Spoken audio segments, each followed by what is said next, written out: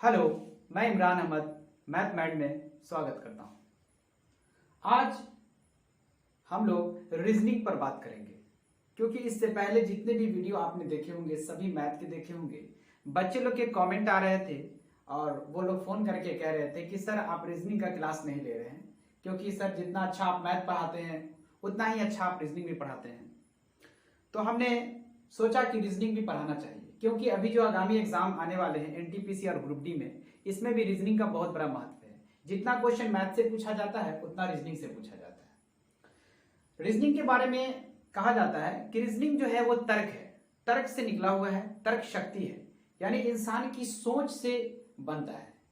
क्योंकि पहले जो जमाने में, यानी पहले जब रीजनिंग की पढ़ाई नहीं होती थी, उस वक्त जो क्लासेस होते थे तो उस वक्त बहुत कम क्लासेस होते थे, क्योंकि न के बराबर, फिर भी रीजनिंग के क्वेश्चन पूछे जाते थे। रीजनिंग का मतलब होता है कि आपके दिमागी क्षमता को जांचना, कि आपके दिमाग में कितना पावर है और आपके दिमाग कहां तक सोच सकता है, उसी से रीजनिंग निकला है। अब क्या हो गया कि टीचर लोग पढ़ाने लगे, उसमें एक पर एक ट्रिक देने लगे और बहुत सारे तरीका आने लगा, जिससे क्या हो गया कि रीजनिंग का वैल्यू ज्यादा बढ़ गया। क्योंकि पहले बहुत कम पूछा जाता था रीजनिंग, ना के बराबर, लेकिन अब रीजनिंग का वैल्यू बहुत ज्यादा बढ़ गया है। क्योंकि जब तक आपके दिमाग का टेस्ट नहीं लिया जाएगा कि आपकी सोच कहां तक है, तब तक फिर आप किसी जॉब के लायक नहीं हो सकते। इसलिए रीजनिंग का पोर्शन जो है बहुत इंपॉर्टेंट माना गया है। हिंदुस्तान में जितना भी एग्जाम होता है, चाहे वो आपको प्राइवेट सेक्टर में भी, जैसे होटल मैनेजमेंट हो गया, या आपको आईआईटी हो गया, या आपको जो भी सीबेट वगैरह, या आपको सरकारी में आ जाए एसएससी सीजीएल, दुनिया का कोई भी एग्जाम अगर होता है तो उसमें आपको रीजनिंग से रिलेटेड क्वेश्चन पूछे जाते हैं। आज हम रीजनिंग का जो क्लास ले रहे हैं वो इंट्रोडक्शन क्लास ले रहे हैं। रीजनिंग के बारे में समझाएंगे कि किस तरह से हमें रीजनिंग पढ़ना है। बहुत सारी बेसिक चीज है जिसको आज हम आपके सामने उसको रखेंगे। पहले हम लोग जान लेते हैं कि रीजनिंग क्या होता है। रीजनिंग जो है वो तो आप समझ ही गए कि रीजनिंग क्या है। इंसान की तर्क शक्ति है, यानी कि इंसान की मतलब कि जो आपको सोचने की जो क्षमता है वो आपको रीजनिंग कहते हैं। तो रीजनिंग को मैंने 5 पार्ट में बांटा है कि रीजनिंग को हम कितने तरीके से बोल सकते हैं। बहुत सारे आप वैकेंसीज निकलते होंगे तो उसमें तरह तरह से रीजनिंग लिखता नहीं है, आपको रीजनिंग का ही मतलब कि पार्ट, जैसे मान लीजिए कि मेरा नाम इमरान अहमद है और भी सिंपल सा एक और नाम हो जाता और एक भी नाम हो जाता, तो मैं एक ही आदमी हूं लेकिन मेरा तरह तरह का नाम है। तो इससे ये नहीं हो जाता कि मेरा जो नेचर है और मेरा जो प्रकृति, जो मेरा जो नेचर है वो बदल जाएगा। क्योंकि उसी तरह ये रीजनिंग है, उसमें जो रीजनिंग से जो रिलेटेड क्वेश्चन है, जैसे आपको टेस्ट ऑफ रीजनिंग तर्क शक्ति परीक्षण होता है इसका हिंदी, तो हम रीजनिंग को बोल सकते हैं कि टेस्ट ऑफ रीजनिंग आने, यानी कि आपसे टेस्ट किया जाता है रीजनिंग के बारे में। जनरल इंटेलिजेंस टेस्ट, जैसे आर्मी और नेवी वगैरह जो भी एग्जाम वगैरह निकलते हैं तो उसमें वैकेंसी में लिखे रहता है कि जनरल इंटेलिजेंस टेस्ट से इतना नंबर पूछे जाएंगे। तो ये मत सोचिए कि जनरल इंटेलिजेंस अलग है और आपको रीजनिंग अलग है। रीजनिंग का ये पार्ट है, यानी जो रीजनिंग कहते हैं ये रीजनिंग ही है। जो चैप्टर इसमें पढ़े जाएंगे वही चैप्टर इसमें पढ़े जाएंगे। फिर आ जाता है मेंटल एबिलिटी टेस्ट, यही चीज है रीजनिंग, जो आपके मानसिक अभितप, यानी कि आपकी दिमाग की क्षमता की जांच होती है। कॉमन सेंस टेस्ट, जैसे इंसान कॉमन सेंस, अपना लोग कहता है ना कि आपके पास कॉमन सेंस नहीं है क्या, यानी कि आपके पास सोचने की क्षमता नहीं है क्या, तो जो भी सोच से निकला है। Qualitative aptitude test, qualitative aptitude test का मतलब ये होता है कि आप में क्या क्वालिटी है, आपके क्वालिटी के हिसाब से आपका टेस्ट लिया जाता है।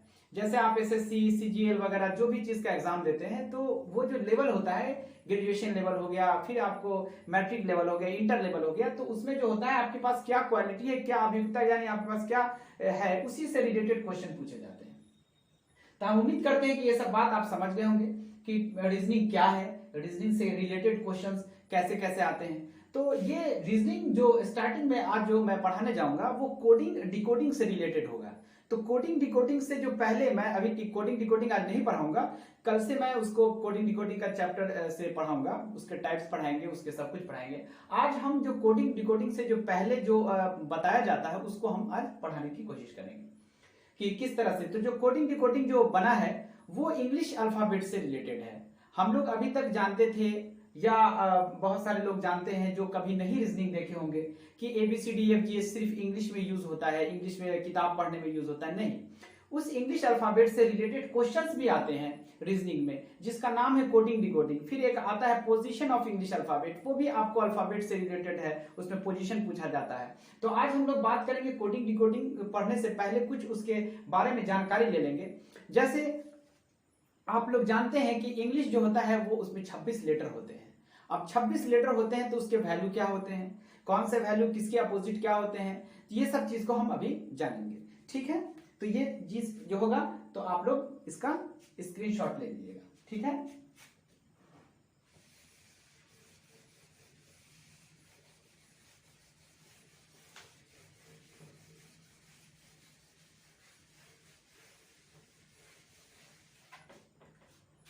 अब हम लोग देखते हैं कि रीजनिंग जो हम पढ़ाएंगे वो कितने कितने प्रकार, उसमें कितने होते हैं रीजनिंग। देखिए, रीजनिंग दो प्रकार के होते हैं। एक रीजनिंग होता है वर्बल और एक रीजनिंग होता है नॉन वर्बल। वर्बल का मतलब होता है, आप लोग जानते हैं कि वर्बल को हम लोग कहते हैं भाषिक, यानी भाषा में दिया रहेगा, और ये होता है अभाषिक। क्या होता है ये? अभाषिक। अभाषिक का मतलब कि ये भाषा में नहीं दिया रहेगा, जिसको हम नॉन वर्बल बोलते हैं। जैसे कुछ फिगर्स वगैरह दे देगा, इस तरह से फिगर दे देगा, ऐसे ऐसे दे देगा, और इस तरह से बॉक्स में दे देगा। किसी में पत्ती टूटा हुआ रहेगा, फिर टूटते हुए एक साइक्लिक फॉर्म में चलेगा, कभी क्लॉकवाइज चलेगा, कभी एंटी क्लॉकवाइज आपसे पूछेगा। जैसे आप लोग नवोदय वगैरह का एग्जाम्स दिए होंगे अगर, या आप बच्चे लोग का बुक वगैरह अगर पढ़ाते होंगे, देखते होंगे, उसमें रीजनिंग का पोर्शन जो है नॉन वर्बल से बहुत ज्यादा ही क्वेश्चन दिया रहता है। सिर्फ उसमें रीजनिंग है, उसमें भाषा नाम का कोई चीज नहीं होता है, वनली फॉर उसमें फिगर रहता है। हम इसका नाम जो है फिगर रीजनिंग भी कहते हैं, इसको हम लोग फिगर रीजनिंग भी कहते हैं। क्या कहते हैं? फिगर रीजनिंग भी कहते हैं। फिगर रीजनिंग का मतलब हुआ जो फिगर वगैरह दिया हुआ रहता है उससे रिलेटेड है। तो अभी हम लोग नॉन वर्बल पे बात नहीं करेंगे, हम लोग अभी वर्बल पे बात करेंगे। ये बाद में हम पढ़ाएंगे जब आपका रीजनिंग यानी वर्बल खत्म हो जाएगा। तो भाषा से रिलेटेड, भाषा में आपसे तरह तरह का सवाल किया जाएगा, तो भाषा से रिलेटेड हम पूछेंगे। अब आप बात करते हैं कि वर्बल में पढ़ेंगे क्या चीज, तो कोडिंग डिकोडिंग से जो रिलेटेड क्वेश्चंस होते हैं उसमें इंग्लिश अल्फाबेट के बारे में जानकारी होना बहुत जरूरी है। जैसे ए है, बी है, सी है, डैश डैश डैश, लास्ट में कहां तक आ जाएगा? सेट आ जाएगा। ठीक है ना, तो इसको हम लोग क्या बोलेंगे? English alphabet. क्या बोलेंगे इसको? English alphabet form. English alphabet form, ठीक है। जैसे इंग्लिश अल्फाबेट फॉर्म का मतलब हुआ कि ए से लेकर के जेड तक, इसको हम इंग्लिश अल्फाबेट बोलते हैं। लेकिन अगर जेड से अगर चला जाए, जेड हो जाए, फिर वाई हो जाए, डैश डैश डैश डैश, कहां तक चला जाए? ए तक चला जाए, तो इसको हम लोग क्या बोलेंगे? रिवर्स। क्या बोलेंगे? Reverse English alphabet.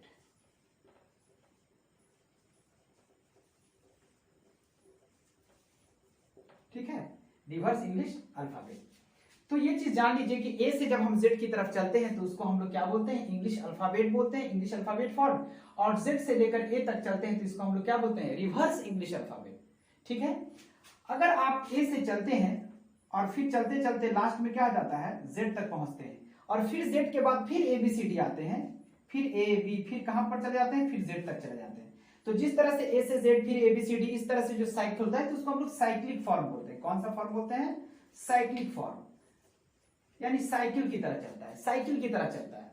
ठीक है, आज हम बहुत ही आराम से और बहुत ही संजीदा से आज आप लोग को हम पढ़ा रहे हैं, क्योंकि अगर ये चीज नहीं समझिएगा, आज जो मेरा बेसिक क्लास है बहुत ही इंपॉर्टेंट क्लास है। क्योंकि अगर कोई भी नए बच्चे हैं या उन्होंने कभी कोडिंग डिकोडिंग जाना नहीं है या पहले से भी जानते हैं, तो कोई बात नहीं, उनका रिवाइज हो जाएगा। तो एकदम बारीक से एक एक चीज को देखेंगे, वीडियो को स्किप बिल्कुल नहीं करेंगे। ठीक है, क्योंकि स्किप कीजिएगा तो फिर पूरी तरीके से आप वीडियो को नहीं देख पाइएगा। आप पूरा देखिए, अंत तक जाइए, और आपको हर एक बारीक चीज को हम आज समझाएंगे, चाहे जितना भी देर लगे, लेकिन हम आपको अच्छे से समझाएंगे। ठीक है, तो हम लोग समझ गए कि ए से लेकर के जेड तक को क्या बोलते हैं? इंग्लिश अल्फाबेट फॉर्म बोलते हैं। और जेड से ए, यानी कि उधर से जब इधर आ जाता है तो उसको हम लोग रिवर्स इंग्लिश अल्फाबेट बोलते हैं, यानी रिवर्स फॉर्म कहेंगे। और ए से जेड और फिर ए बी सी डी वगैरह चलेगा जेड तक, तो उसको हम लोग साइक्लिक फॉर्म बोलेंगे, जो बार बार इस तरह से सर्किल की तरह घूमेगा। ठीक है, उम्मीद करते हैं कि ये बात समझ में बात आ गया होगा। तो इसको आप लोग फिर उतार लीजिए या इसका स्क्रीनशॉट ले लीजिए। ठीक है,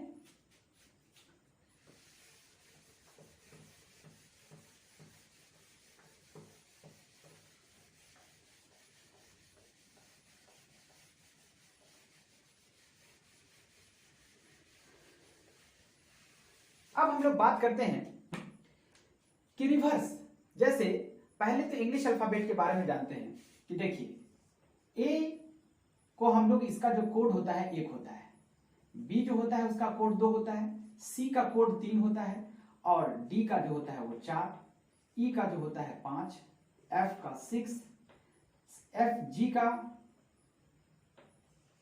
7 और एच का हो जाता है 8 और आई का जो हो जाता है 9 और जे का जो हो जाता है वो 10 हो जाता है। ठीक है, फिर के का जब हम लिखते हैं तो के का जो हो जाता है 11, एल का हो जाता है 12, एम का हो जाता है 13, एन का हो जाता है 14, ओ का जो हो जाता है 15 और पी 16, क्यू जो हो जाता है 17, आर हो जाता है 18 और एस हो जाता है 19 और टी हो जाता है 20। ठीक है, उसी तरह से यू का आपको हो जाता है 21, वी का जो हो जाता है 22 और डब्ल्यू का हो जाता है 23, एक्स का हो जाता है 24 और वाई का हो जाता है 25 और जेड का हो जाता है 26। अब आप लोग को हम समझाने की कोशिश करते हैं, ये जितना भी जो एबीसीडी आप लिखते हैं उसको एकदम लाइन से उसका 1 2 3 कोडिंग कर दीजिए। ए का 1 हो जाएगा, बी का 2, सी का 3, डी का 4, ई का 5, एफ का 6, जी का 7, एच का 8, आई का 9, जे का 10। इसको कंप्लीट आप लोग को रट जाना है। ठीक है, बहुत सारे बच्चे जो है रटना नहीं चाहते हैं, लेकिन नहीं, देखिए इसके ट्रिक भी आते हैं, लेकिन ट्रिक से आप स्टार्टिंग में कुछ यूज करेंगे, लेकिन अगर आप इसको अच्छे से अगर बोर्ड पर लिख लिख करके, कॉपी पर लिख लिख करके आप अगर इसको याद कर जाते हैं तो बहुत आसानी होगा। जैसे याद करने का एक तरीका बता देते हैं, जैसे कोई भी, जैसे मान लीजिए नाम ले लीजिए राम, श्याम, घनश्याम, या आपके घर में जो फैमिली मेंबर्स हैं, जैसे मान लीजिए कि अगर आपको लेना है, अगर सिंपल सा एक नाम लेना है, जैसे आप ले लीजिए राजू। अब जैसे ही राजू ले लीजिए तो पहले क्या कीजिए कि पहले इंग्लिश अल्फाबेट को याद कर दिया। अब राजू ले लीजिए तो आर का क्या होगा, मान लीजिए आपको याद नहीं है तो आप थोड़ा सा देखिए इसमें कि आर का क्या होता है, तो आर 18 होता है। ठीक है, ए का देखिए क्या होता है, तो ए फॉर 1 होता है और जे का क्या हो जाता है 10, यू का क्या हो जाता है 21। यानी कि राजू का आर का कोड 18, ए का कोड 1, जे का 10 और यू का 21। यानी कि ये सब का कोड दिया हुआ है, ए का 1, बी का 2, ये सब कोड कहते हैं। तो इस तरीके से आप याद करेंगे तो थोड़ा मुश्किल तो है लेकिन आसान हो जाएगा।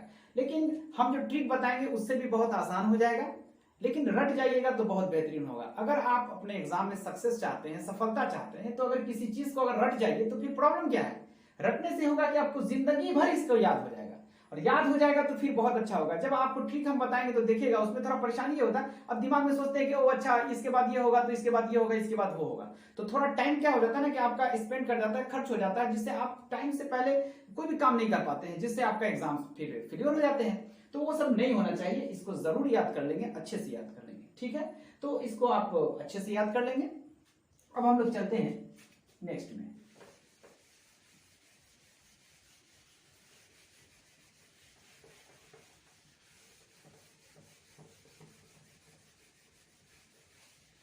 अब देखिए हमने अभी बात किया कि इसके कुछ रूल्स होते हैं, एक कुछ फॉर्मूला होते हैं, कुछ ट्रिक होते हैं। अब देखिए इसका जो ट्रिक है,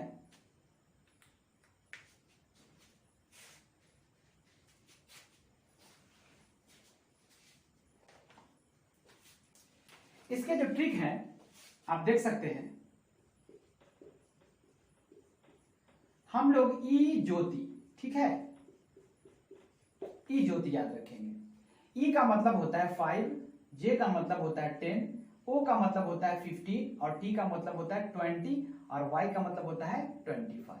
ये 5 का ये रिलेटेड है, बहुत सारे, ये बहुत ही कॉमन है, बहुत जगह लोग इस चीज को जानते हैं। तो 5 जब हो जाता है ना तो आदमी के दिमाग में है कि 5 ई है। अगर मान लीजिए कि आपको जी आ गया तो आप माइंड में रखे हुए हैं कि ई 5 होता है, तो बताइए F6 और G7 हो जाएगा। आप उसी तरह से अगर आपसे डी कोई कहता है तो आप जान रहे हैं कि ई जो है आपका उससे पहले डी होता है, यानी 5 से 2 पहले, तो 5 से 1 पहले डी यानी 1 पहले, तो आपका 4 हो जाएगा। जे आपका 10 है, अगर मान लीजिए आपसे पूछे एल का क्या होगा तो आप तुरंत दिमाग में लगाएंगे कि 10 और 2 12, यानी कि 12 होगा एल का, यानी जे के बाद के 11 और एल क्या हो जाएगा 12 हो जाएगा। तो हमें तो याद है तो हम तो बता देते हैं, आप लोग को समझा भी देते हैं, लेकिन आप लोग याद कर लेंगे तो बहुत ही बेटर होगा, क्योंकि इसलिए आज हम जो क्लास ले रहे हैं इंट्रोडक्शन क्लास, इसलिए ले रहे हैं, हम डायरेक्ट कोडिंग डिकोडिंग पर नहीं जा रहे हैं, क्योंकि हम डायरेक्ट कोडिंग डिकोडिंग पढ़ाते तो आपको समझ में आता, लेकिन उतना अच्छे से नहीं आता। अगर आप इस चीज को जान लेंगे और रात भर में, कल भर में अगर अच्छे से इसको बेहतरीन तरीके से अगर इसको आप तैयारी कर लेंगे, तो हम जब कोडिंग डिकोडिंग पढ़ाएंगे तो बिल्कुल दिमाग में एकदम आसानी से घुसेगा। और हम उम्मीद करते हैं कि आप जितना भी हम टाइप पढ़ाएंगे बहुत ही इजी आप लोग बनाएंगे, बहुत ही ट्रिकली, बहुत ही इजी बनाएंगे। ठीक है, ई ज्योति हो गया। इस तरह से इसको ट्रिक से याद कर लेंगे। अब हम लोग थोड़ा बात करते हैं कि इसका अपोजिट लेटर क्या होता है, क्योंकि अपोजिट लेटर से क्वेश्चन पूछे जाते हैं। कह देगा कि किसी अल्फाबेट, इंग्लिश अल्फाबेट में अगर उसको अपोजिट से, दाएं से अपोजिट इतना, बाएं से इतना, तो फिर बताइए कितना। तो इस तरह से क्वेश्चंस आते हैं। चलते हैं हम लोग, जैसे थोड़ा बात करते हैं ए का, यानी कि अपोजिट, अपोजिट लेटर। अब देखिए ए का क्या हो जाएगा, जेड हो जाएगा। ए का कितना हो जाएगा, जेड हो जाएगा।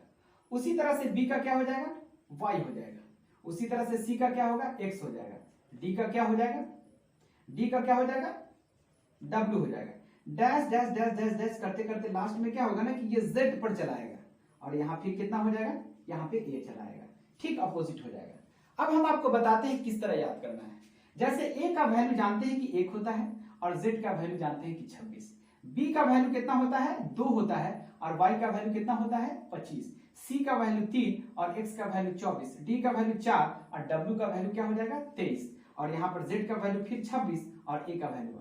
आप एक चीज देख रहे हैं कि अपोजिट लेटर, अगर कोई पूछे कि ए का अपोजिट क्या होगा तो आप झट से बोल देंगे कि जेड होगा। लेकिन अगर मान लीजिए कि ए का तो जेड याद रहेगा स्टार्टिंग में, अगर बीच में अगर पूछ दिया एल का अपोजिट क्या होगा, एम का अपोजिट क्या होगा, टी का क्या होगा, एक्स का क्या होगा, वाई का क्या होगा, एक्स्ट्रा एक्स्ट्रा जो भी इंग्लिश अल्फाबेट्स में जो लेटर है उनके, तो उस वक्त थोड़ा सा दिक्कत आ जाएगा। तो अभी हम जो बताने जा रहे हैं कि किसी भी इंग्लिश अल्फाबेट, यानी कि इंग्लिश अल्फाबेट को जब अपोजिट लेटर का योग क्या होता है, योग मतलब कि इसका जोड़ेंगे तो 27 होता है। देख लीजिए, इसको जब हम लोग जोड़ेंगे तो किसके बराबर हो जाएगा, 27 के बराबर हो जाएगा। फिर इसको भी अगर जोड़ते हैं तो किसके बराबर हो जाता है, 27 के बराबर हो जाता है। इसको भी अगर हम लोग जोड़ते हैं तो किसके बराबर हो जाता है, 27 के बराबर। अगर इसको भी जोड़ते हैं तो किसके बराबर हो जाता है, 27। यानी कि इससे पता चला कि किसी भी इंग्लिश अल्फाबेट के अपोजिट लेटर को अगर जोड़ा जाता है तो वो 27 के बराबर होता है। तो अगर आपसे अगर मान लीजिए कि पूछ दिया, यानी कि किसी भी इंग्लिश अल्फाबेट का, तो नोट में आप लिख सकते हैं, नोट में लिख सकते हैं कि किसी भी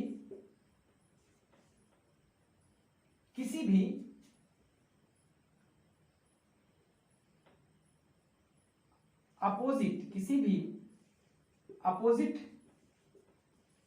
लेटर, किसी भी अपोजिट लेटर को जानने के लिए हम 27 में से उस लेटर के वैल्यू को घटाकर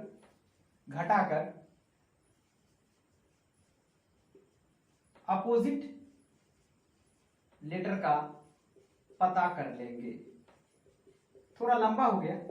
नोट्स जो होता है ना, वो अपने दिल से होता है, यानी अपनी सोच से होती है। जो हम जानते हैं, जो हम पढ़ाते हैं, तो उसमें थोड़ा सा आगे पीछे हो जाता है, कोई रटा रटाया नहीं होता है। किसी भी अपोजिट लेटर को जानने के लिए, यानी कोई भी अपोजिट लेटर अगर हमको जानना है तो हम 27 में से उस लेटर के वैल्यू को घटाकर अपोजिट लेटर का पता कर लेंगे। जैसे मान लीजिए कि हमें एल का अपोजिट लेटर मालूम करना है, तो एल का कितना होता है, 12 होता है। देखिए 10 जे होता है तो के क्या हो जाएगा, 11, एल क्या हो जाएगा, 12। तो हम क्या करेंगे कि 27 में से 12 को घटा लेंगे। तो जब 27 में से 12 को घटा लेंगे तो बताइए, 7 में से 2 गया 5 और 2 में से गया क्या हो गया, 15। और 15 को हम लोग सभी आदमी जानते हैं कि 15 का क्या हो जाता है, 15 को हम लोग क्या बोलते हैं, ओ बोलते हैं। क्या बोलते हैं, ओ।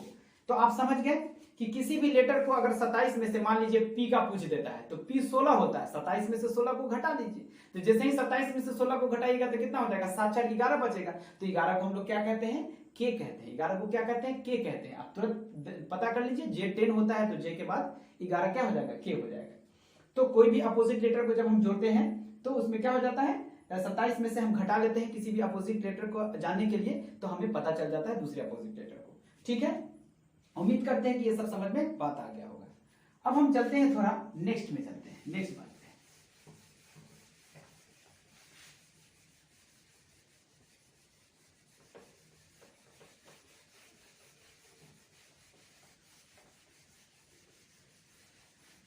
अब देखिए, अब देखते हैं हम लोग कि इंग्लिश अल्फाबेट, अब जानिए कि इंग्लिश अल्फाबेट में कितने लेटर होते हैं। 26 लेटर होते हैं। इंग्लिश अल्फाबेट में कितने लेटर होते हैं? 26 लेटर होते हैं। 26 लेटर में हमारा जो प्रथम अर्धांश, जिसको हम लोग फर्स्ट हाफ बोलते हैं, प्रथम अर्धांश ए से लेकर के एम तक, ए से लेकर के एम तक क्या होता है? इसको हम लोग प्रथम अर्धांश बोलते हैं। क्या बोलते हैं हम लोग? प्रथम अर्धांश, प्रथम अर्धांश बोलते हैं। इसको इंग्लिश में हम लोग क्या कहते हैं? फर्स्ट हाफ बोलते हैं। क्या बोलते हैं? First half, first half. और वही चीज एम के बाद से एन से लेकर के जेड तक में इसको हम लोग द्वितीय अर्धांश बोलते हैं। क्या बोलते हैं हम लोग? द्वितीय अर्धांश बोलते हैं। इसको हम लोग सेकंड हाफ बोलते हैं। ये बहुत ही इंपॉर्टेंट चीज है बाबू, क्योंकि आपको जो पोजीशन ऑफ इंग्लिश अल्फाबेट पढ़ाएंगे तो उस वक्त भी इसका काम बहुत आएगा। कोडिंग डिकोडिंग में भी इसका काम आता है। इसीलिए हम बेसिक जो है रीजनिंग का जो चैप्टर पढ़ाएंगे, उस दोनों चैप्टर का रीजनिंग आज हम कंप्लीट कर देंगे, उसका कंप्लीट बेसिक पढ़ा देंगे। क्या क्या चीज हमको याद रखना है, क्योंकि ये सब याद करने से ही वो चीज आसान हो जाती है। तो हम लोग जानते हैं ए से लेकर के एम तक को क्या बोलते हैं? फर्स्ट हाफ, और ए से लेकर के जेड तक को क्या बोलते हैं हम लोग? सेकेंड हाफ बोलते हैं। अब देखिए, अगर आपसे कोई पूछे कि बताएं कि ऐसे क्वेश्चन कि प्रथम अर्धांश में अगर कोई पूछे कि बाएं साइड से, क्योंकि बाया से स्टार्ट होता है एबीसीडी, प्रथम अर्धांश से अगर कोई पूछे कि अपोजिट लेटर क्या होगा, तो देखिए प्रथम अर्धांश के अपोजिट लेटर, ठीक है ना, फर्स्ट हाफ के अपोजिट लेटर, देखिए अपोजिट लेटर क्या हो जाएंगे बताइए। जैसे देखिए ए जो है, ए का एम हो जाएगा, और फिर बी का क्या हो जाएगा? एल हो जाएगा। बी का क्या हो जाएगा? एल। बी का क्या हो जाएगा? एल हो जाएगा। और सी का क्या हो जाएगा? सी का हो जाएगा के हो जाएगा। इसी तरह चलते चलते क्या हो जाएगा? ये डायरेक्ट एम पर चला जाएगा, ये कहां जाएगा? ए पर चला जाएगा। अब आप देखिए, ए का वैल्यू 1 होता है, ए का क्या हो जाता है? वैल्यू 1, और एम का कितना हो जाता है? 13। बी का 2 हो जाता है, एल का 12, और सी का क्या हो जाता है? 3, और के का 11। इसी तरह से ए का आपको क्या हो जाएगा? एम का 13, ए का क्या हो जाएगा? 1। अब देखिए, प्रथम अर्धांश लेटर का जो अपोजिट का जो जोड़ होगा वो किसके बराबर होगा? 14 के बराबर होगा। किसके बराबर हो जाएगा? 14 के बराबर हो जाएगा।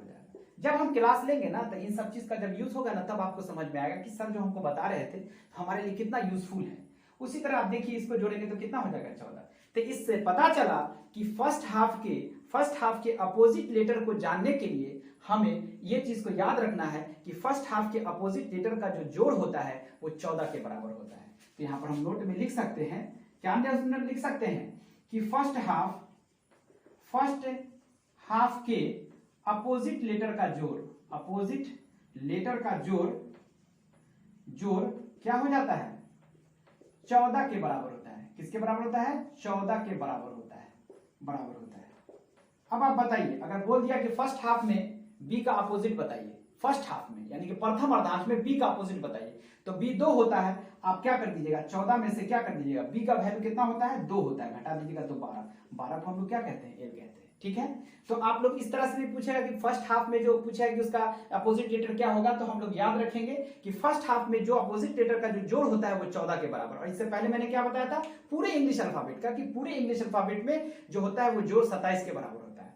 अब हम लोग बात करेंगे सेकेंड हाफ की बात करेंगे। किसकी बात करेंगे? सेकेंड हाफ की बात करेंगे।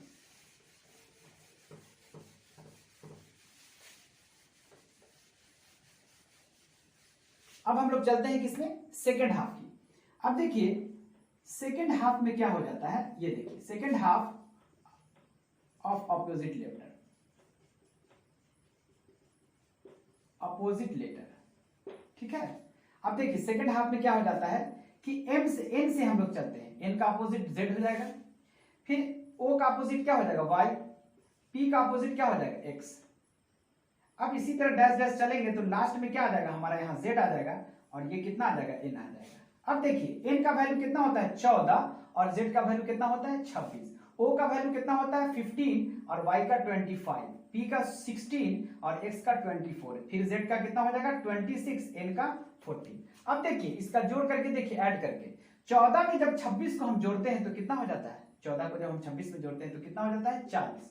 और 15 में जब 25 को जोड़ते हैं तो फिर क्या हो जाता है 40, 16 में 24 को जोड़ते हैं तो 40, फिर 26 में 14 को जोड़ते हैं तो 40। इससे क्या पता चला कि हमारा जो सेकेंड हाफ है उसके अपोजिट लेटर का जो जोड़ है वो 40 के बराबर होता है। किसके बराबर होता है? 40 के बराबर होता है। अगर हमसे पूछ दे कि द्वितीय अर्धांश यानी सेकेंड हाफ के ओ के अपोजिट लेटर क्या होंगे, तो आप तुरंत 40 में से ओ का वैल्यू घटा लेंगे। जैसे मान लीजिए कि 40 टोटल 40 है और ओ का जो होता है 15 होता है, तो 10 में से 5 गया 5, 3 में से गया 2, 25, और 25 को हम क्या बोलते हैं? वाई बोलते हैं। तो इस तरह से भी हम लोग जान सकते हैं। ठीक है, तो हम इससे पहले क्या समझे कि अगर हम फर्स्ट हाफ में अगर जाते हैं तो 14 में से घटाना पड़ता है, क्योंकि दो अपोजिट लेटर का जोड़ 14 के बराबर होता है। और जब हम सेकेंड हाफ की बात करेंगे तो दो अपोजिट लेटर का जोड़ 40 के बराबर होता है। तो हम किसी भी सेकेंड हाफ के अपोजिट लेटर को जानने के लिए 40 में से अगर एक का वैल्यू घटा लेते हैं तो दूसरे का आराम से पता चल जाता है। ठीक है, उम्मीद करते हैं कि ये सब चीज आप लोग को समझ में आ गया होगा। अब हम थोड़ी सी बात करते हैं इसी से रिलेटेड, थोड़ा सा और आगे चलते हैं।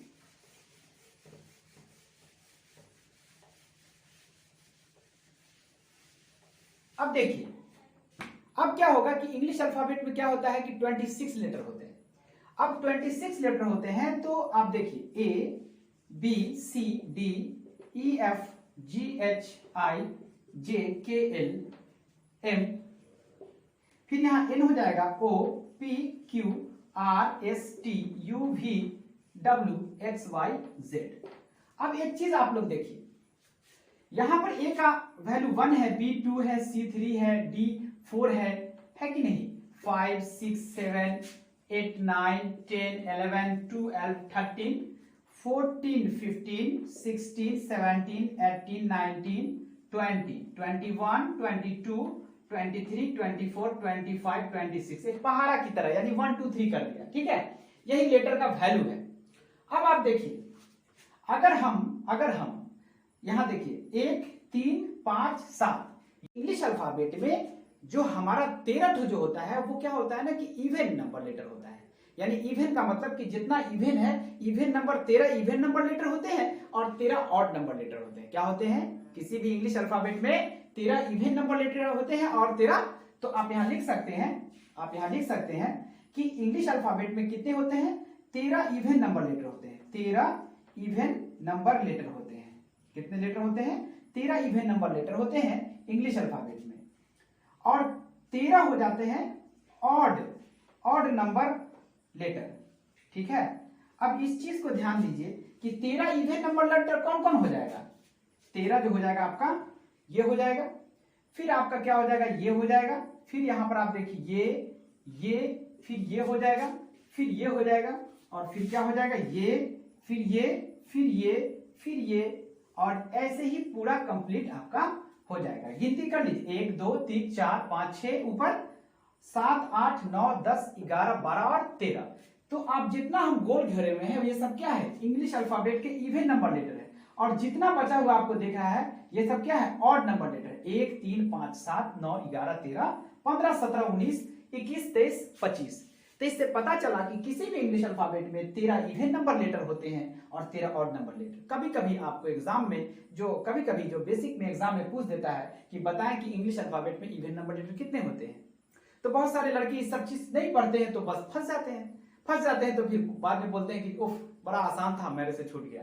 तो इस चीज को जानना बहुत जरूरी है। एक और क्वेश्चन इसमें आता है कि अगर हम इंग्लिश अल्फाबेट में से अगर हम सभी अगर हम जैसे कोई भी बोलेगा कि बीच में इसके कितने लेटर होते हैं, अगर दो इंग्लिश अल्फाबेट है, इंग्लिश अल्फाबेट में 26 लेटर है, तो पूछे कि इसके बीच में कितने लेटर होते हैं, तो इंग्लिश अल्फाबेट में क्या होता है ना कि बीच में कोई नहीं होता है, बीच में एक भी लेटर नहीं आएगा, क्योंकि देखिए 13 इधर हो गया 13 इधर हो गया, बीच में कोई लेटर नहीं आया। लेकिन हाँ, इंग्लिश अल्फाबेट के बीच में जो होता है, इंग्लिश अल्फाबेट के बीच में 2 लेटर होता है। क्या लेटर होता है? 2 लेटर। अब 2 लेटर कौन कौन हो जाता है? 2 लेटर कौन कौन हो जाएगा बताइए? एक हो जाएगा M और एक हो जाएगा N। 2 लेटर कौन हो जाएंगे? M और N। कभी भी एक लेटर नहीं होगा बीच में, जब भी होगा इधर से एक M हो जाएगा और इधर से कौन हो जाएगा N। तो 2 लेटर बोला जाएगा। तो आपसे कभी सवाल कर सकता है कि क्या इंग्लिश अल्फाबेट के बीच में 1 लेटर होते हैं? तो नहीं, इंग्लिश अल्फाबेट के बीच में कितने लेटर हो सकते हैं? तो 2 लेटर हो सकते हैं, एम और एन हो सकते हैं। ठीक है, अब बात आ जाती है कि अगर सभी इंग्लिश अल्फाबेट यानी इंग्लिश अल्फाबेट के सभी इवन नंबर लेटर को निकाल लिया जाए, निकालना मतलब इसको निकाल लें, इसको निकाल लें, इसको जितना भी इवन नंबर लेटर है सबको निकाल लेते हैं, तो बाकी बचे लेटर के बीच में क्या होगा? तो बताइए उसके बीच में क्या होगा? देखिए ये सब इवन को हमने निकाल लिया, जितना गोल घिरा हुआ इसको निकाल लिया, तो 1 2 3 4 5 6 7 पे ये हो गया। फिर इधर से देखिए 8 9 10 11 12 13, तो 13 क्या हुआ? 6 इधर 6 इधर। तो जब हम सभी इंग्लिश अल्फाबेट के अगर इवन नंबर लेटर को अगर हम निकाल लेते हैं, तो जो बाकी जो बच जाता है ऑड नंबर लेटर, उसके बीच में कौन सा आ जाएगा? एम आ जाएगा। कौन सा आ जाएगा? उसके बीच में एम आ जाएगा। अगर हम इवन को अगर निकालते हैं तो बीच में क्या आ जाएगा? एम आ जाएगा। इसको समझिएगा। और अगर हम ऑड को निकाल लेते हैं, फिर देखिए ये सबको निकाल लेंगे, तो जो इवन का जो बचेगा वो कौन बचेगा? एन बच जाएगा। क्या बच जाएगा? एन। तो ऑड के लिए क्या हो जाता है? जब ऑड निकालते हैं तो क्या हो जाता है? जब इवन निकालेंगे तो समझ जाइए, लिखने की कोई जरूरत नहीं है। इवन निकालेंगे तो एम हो जाएगा जो बाकी बचा है ऑड के बीच में, और जब हम ऑड निकालेंगे तो बाकी जो बचा है, जब हम ऑड निकालेंगे तो जो बाकी बचा है इवन, उसमें क्या बच जाएगा? एन बच जाएगा। ठीक है, तो इस तरीके से हमको पता चलता है कि इंग्लिश अल्फाबेट से जानने से पहले हमको इन सब चीजों को कोडिंग डिकोडिंग जानने से पहले हम इन सब चीजों पर अच्छे से ध्यान से और इसके कोड को याद कर ले, और हम जितनी भी चीज आपको बताया है उसको अच्छे से आप लोग समझ लें। ठीक है, अब थोड़ा सा एक और बचा है, उसको भी हम थोड़ा सा बता देते हैं। ठीक है,